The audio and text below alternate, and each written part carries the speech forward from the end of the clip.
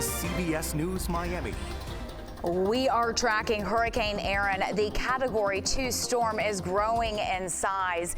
Its center might be hundreds of miles offshore, but it is impacting the coast all the way from Florida to New England. A state of emergency has been declared for North Carolina. Take a look at the way the state is preparing. Bulldozers are building sand dunes on the Outer Banks. Beachgoers are being asked to stay away due to dangerous conditions. Take a look at this video. It shows waves threatening homes near the shore with warnings of life-threatening surf and rip currents. Erin's indirect impact is being felt here in the Sunshine State. This video from Daytona Beach speaks volumes.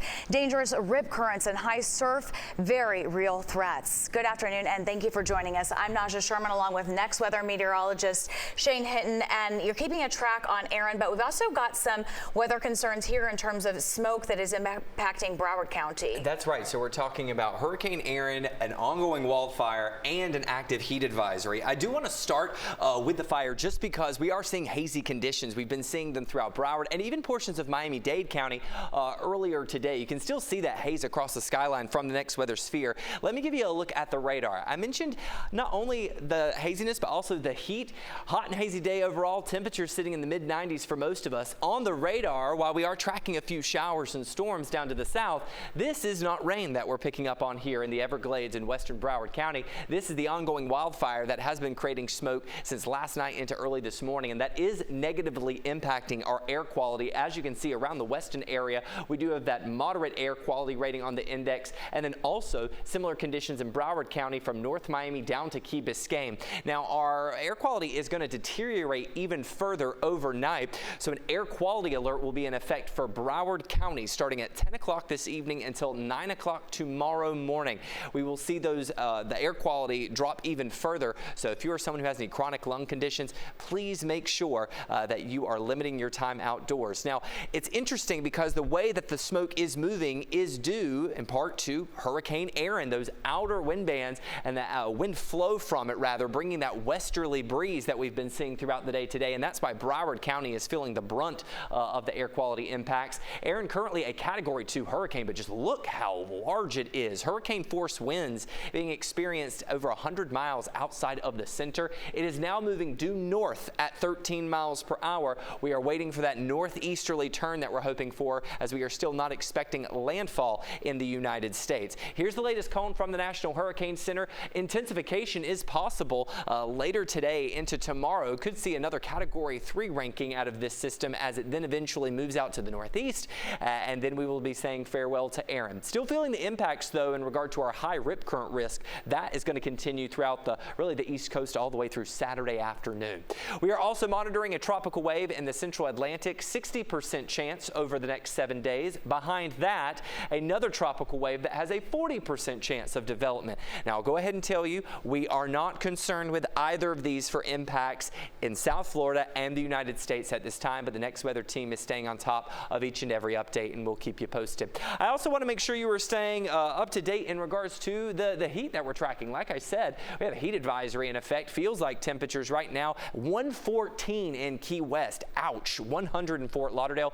Feels like it's in the mid-80s in Homestead, though, due to the showers and storms that push through. The heat advisory in effect is for Broward and Miami-Dade County until 7 o'clock this evening, as some areas could experience feels like temperatures up to 110. So please take frequent breaks out of the heat with air conditioning and stay hydrated. We will hold on to a 20 to 30% chance for some scattered showers and storms throughout the evening hours as temperatures gradually drop back into the lower to mid-80s. As we look ahead to tomorrow, I do see similar temperatures in the mid-90s. A heat advisory has not been issued yet, but triple-digit heat is still expected, with 40% scattered shower and storm chances throughout the rest of the work week and to kick off the weekend. Shane, thank you. The next weather team is making sure that you are prepared this hurricane season. Just scan the QR code and find all the tools you need to help you get ready. You can also find our 1-hour special. It has important information for you and your family this hurricane season. Just go to cbsmiami.com. The smoke from the 2 brush fires burning in the Everglades is causing some concern over air quality for some Broward County residents. CBS News Miami's Joan Murray reports from Weston, and that's where folks know there is a fire nearby. Well, we are here in Weston. We came from East Broward to West Broward. That is where you could really begin to smell the smoke and see the ash. Now, the brush fire in the Everglades has been going on since Tuesday. According to the Division of Forestry, about 2,000 acres have burned. They are trying to get it under control. We did speak with a Canadian couple here in Weston. They spent a lot of time here, and they told me that they have never seen anything like it. I was just on 75 yesterday, and I saw a big plume of smoke. And we're just wondering if there was a factory there or what was going on. Yeah, we just moved on. But this is the first time I'm smelling anything here. We actually thought someone was cooking pizza on a wood oven or something. But yeah, it's very unusual. We've come here several times the year and over the years, and this is the first time we've experienced this. So the air quality is iffy here in western Broward County, and if you do have breathing trouble, you're urged to stay indoors. A lot of people are reaching for their masks. Remember these from the COVID days. In case you have to go out and you do need something to help you breathe, it's a good idea to carry a mask. We'll have an update later on. In Weston, Joan Murray, CBS News, Miami. Joan, thank you. Two police officers crashed into each other in Fort Lauderdale overnight. That impact caused one of the cruisers to catch fire, and both officers were taken to the hospital. CBS News Miami's Morgan Reiner shares how those officers are doing.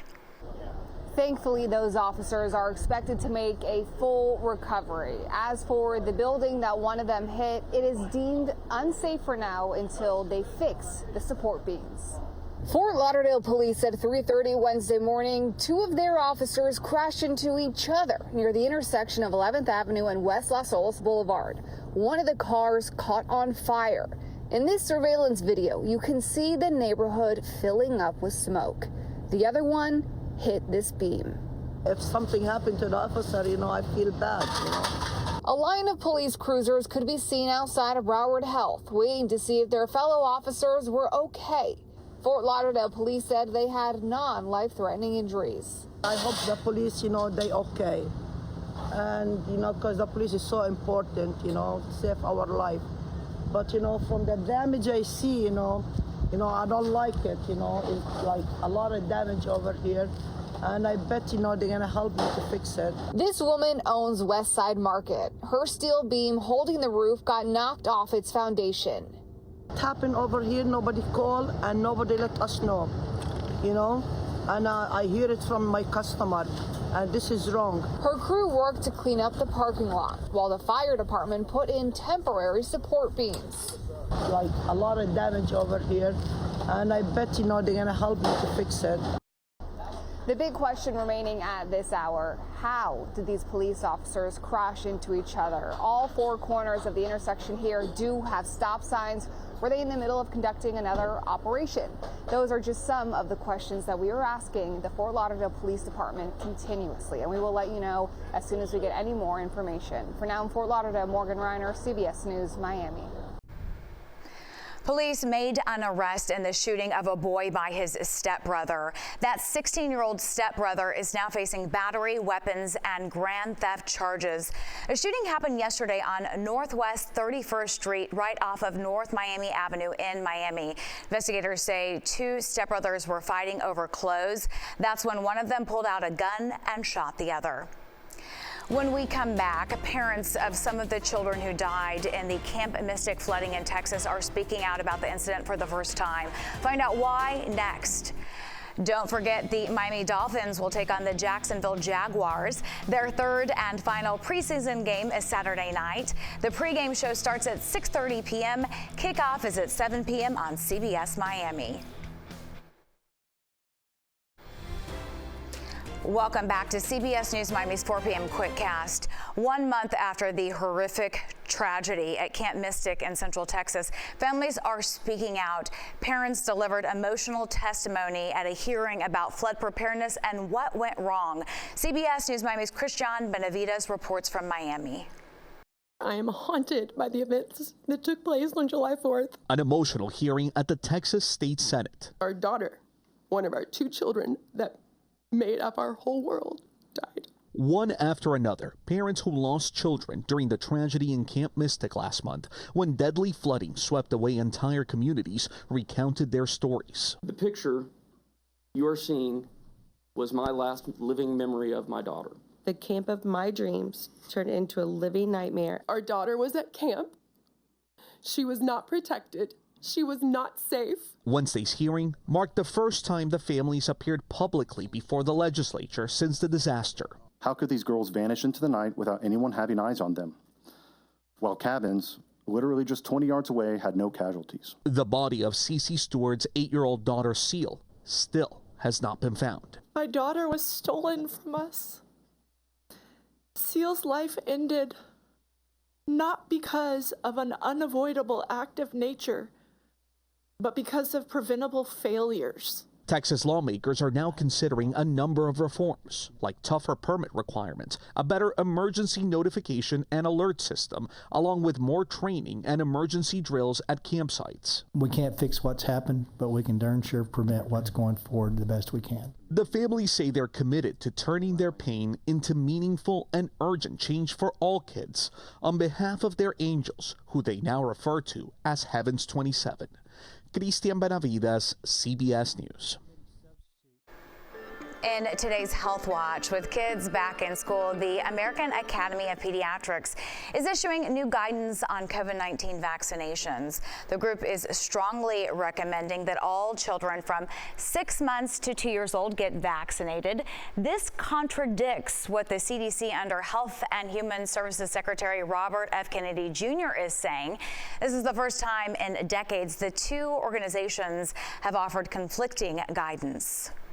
Well, that does it for your CBS News Miami Quickcast. I'm Nasha Sherman. Stay tuned for more news right here on CBS News Miami, and have a great day.